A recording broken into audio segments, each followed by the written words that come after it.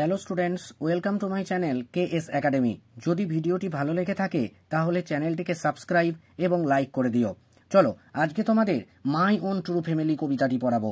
My own true family লিখেছেন Ted huge. My own true family কথাটির বাংলা অর্থ হলো আমার নিজস্ব সত্যিকারের পরিবার। এখানে কবি নিজের পরিবার বলতে গাছকে বুঝিয়েছেন। কবি সেই সমস্ত মানুষদের বিরুদ্ধে কথা বলেছেন যারা নির্বিচারে গাছকে হত্যা করে দেয়, তার পরিবর্তে তারা গাছ লাগানোর কথা ভুলে যায়। তাই এই আমাদের সমাজ থেকে অমূল্য সম্পদ গাছকে হত্যা করার জন্য তিনি একরকম প্রতিবাদ জানিয়েছেন এই কবিতায়। চলো আমরা কবিতায় চলে যাই। ওয়ান্স একদা I crept in an Oakwood, আমি একটা ওক বনের মধ্যে গিয়েছিলাম। আই ওয়াজ লুকিং, আমি খুঁজতে গিয়েছিলাম। ফর এ স্ট্যাগ, একটা পুরুষ হরিণ। স্ট্যাগ মানে হচ্ছে মেল ডিয়ার। আই মেট, আমি সাক্ষাৎ করেছিলাম। অ্যান ওল্ড উইম্যান, একটা বৃদ্ধ স্ত্রীলোকের সাথে। দেয়ার, সেখানে। অল নপলি, যেটা শক্ত গাঁটওয়ালা। স্টিক, চ্যাটচেটে।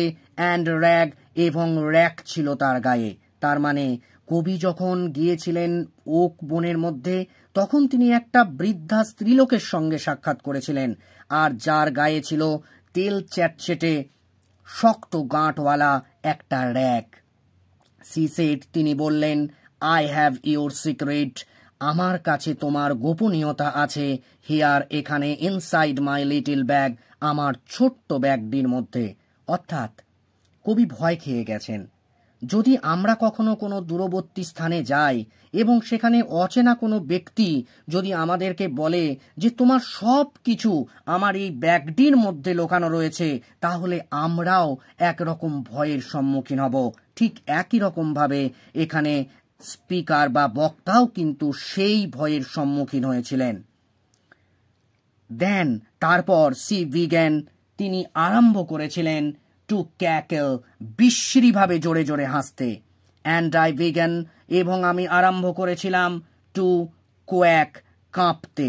তার মানে কি, সে যখন বিশ্রীভাবে জোরে হাসতে লাগলো তখন কিন্তু এখানে বক্তাও কিন্তু ভয় খেয়ে গিয়েছিলেন, তাই তিনি কাঁপতে আরম্ভ করেছিলেন।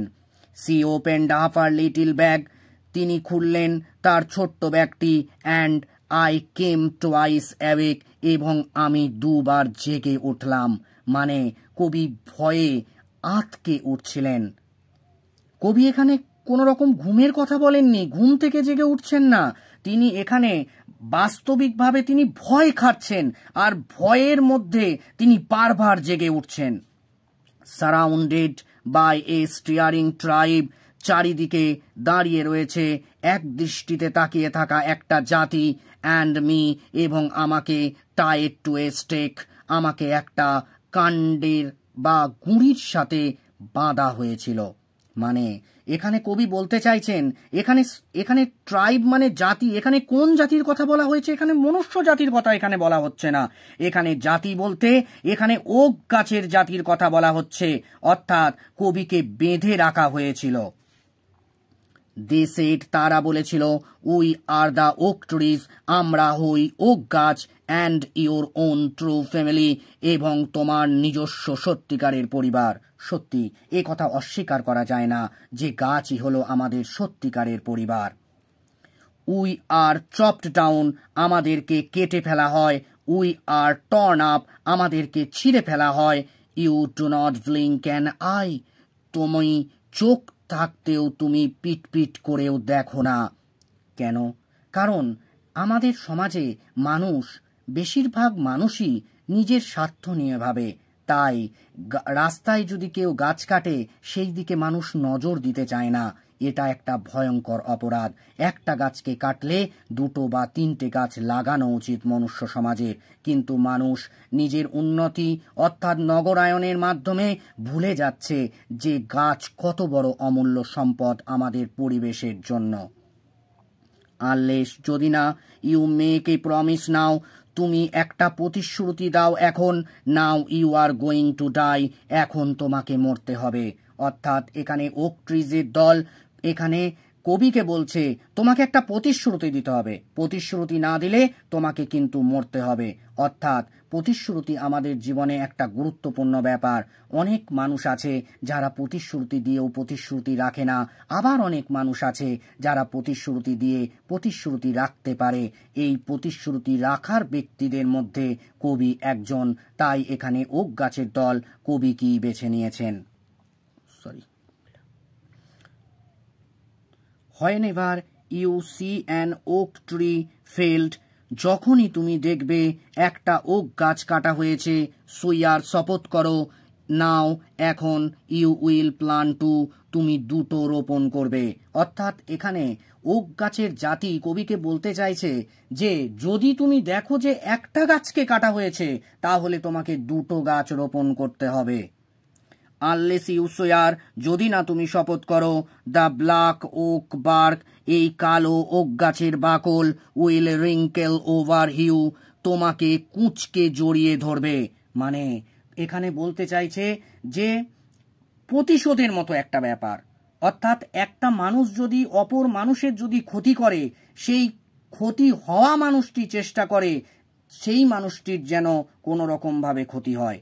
ঠিক একই রকমভাবে এখানে মনুষ্য সমাজ গাছের জাতির ক্ষতি করছে, গাছকে নির্বিচারে কেটে ফেলছে, তারা প্রকৃতির দিকে তারা দেখছে না। তাই গাছের জাতি এখানে চেষ্টা করছে প্রতিশোধ নেওয়ার কবির ওপর। And root you among the oaks, এবং তোমাকে পুঁতে দেওয়া হবে ওক গাছের মধ্যে, হোয়ার ইউ ওয়ার বর্ন, যেখানে তুমি জন্মগ্রহণ করেছ, বাট নেভার গ্রিউ, কিন্তু কখনো বেড়ে উঠতে পারবে না। অর্থাৎ এখানে গাছের জাতি কবিকে এখানে বলছে যে তোমাকে পুঁতে দেওয়া হবে বিভিন্ন ওক গাছের মধ্যে, যেখানে তুমি তো জন্মগ্রহণ করেছো কিন্তু আর বেড়ে উঠতে পারবে না, এইভাবেই তোমাকে শাস্তি দেওয়া হবে। দিস ওয়াজ মাই ড্রিম, এটা ছিল আমার স্বপ্ন, ভিনিয়াদ দ্য বাউক্স, গাছের শাখা পোশাকার নিচে, দ্য ড্রিম, স্বপ্নটি, দ্যাট, যেটি, অল্টার্ড মি, আমাকে পরিবর্তন করে দিয়েছে। অর্থাৎ কবি এতক্ষণ ধরে যে বর্ণনা দিলেন সেটা কবি বলছেন তার একটা স্বপ্ন ছিল, তিনি গাছের তলায় বসে এই স্বপ্ন দেখছিলেন ঘুমিয়ে ঘুমিয়ে, কিন্তু এই স্বপ্নটা কবিকে পুরোপুরিভাবে পরিবর্তন করে দিয়েছে। কি পরিবর্তন করেছে চলো দেখি। When I came out of the Oakwood, যখন আমি বেরিয়ে এসছিলাম ওক বন থেকে, ব্যাক টু হিউম্যান কোম্পানি, মানুষের সাহচর্যে এসছিলাম, মাই ওয়াক ওয়াজ দ্য ওয়াক, আমার হাঁটা ছিল সেই হাঁটা, অফ এ হিউম্যান চাইল্ড, একটা মানবীয় শিশুর মতো, বাট মাই হার্ট, কিন্তু আমার হৃদয়, ওয়াজ এ ট্রি, ছিল একটা গাছ। এখানে কবি বলতে চাইছেন যে মানুষের সাহচর্যে এসে তিনি বাস্তবটা উপলব্ধি করতে পেরেছিলেন আরো বেশি করে। তিনি বলছেন যে কবির হাঁটা ছিল একটা মানবীয় শিশুর মতো আর হৃদয়টা ছিল একটা গাছ। আমাদের হৃদয়ে যদি কেউ আঘাত করে সেই আঘাত আমাদের গোটা শরীরে অনুভূত হয়। ঠিক একই রকমভাবে যদি কেউ গাছের কাণ্ডে বা গাছের শাখা পোশাকায় যদি আঘাত করে থাকে তাহলে সেই আঘাতও অনুভব করে থাকে গাছ। তাই এখানে কবি এখানে আহ্বান জানাচ্ছেন যে সবাইকে মিলে এই কাজে এগিয়ে যেতে হবে, অর্থাৎ গাছ কাটা এক ভয়ঙ্কর অপরাধ। আর যদি আমরা নির্বিচারে যদি গাছ কেটে যায় এই সমাজে তাহলে বিভিন্ন প্রাকৃতিক দুর্যোগ যেমন ঘূর্ণিঝড়ের মতো ভয়ঙ্কর দুর্যোগগুলোকে মানুষ ভোগ করবে। অর্থাৎ সকল মানুষের উচিত আমাদের পরিবেশ এবং বাস্তুতন্ত্র রক্ষায় গাছ লাগানো। গাছই জীবন, আর এই জীবনকে যদি শেষ করে দেয়া হয় তাহলে মানুষকেও ভয়ঙ্কর প্রাকৃতিক দুর্যোগের সম্মুখীন হতে হবে। স্টুডেন্টস, তোমরা একবার শব্দার্থগুলো একবার দেখে নিও।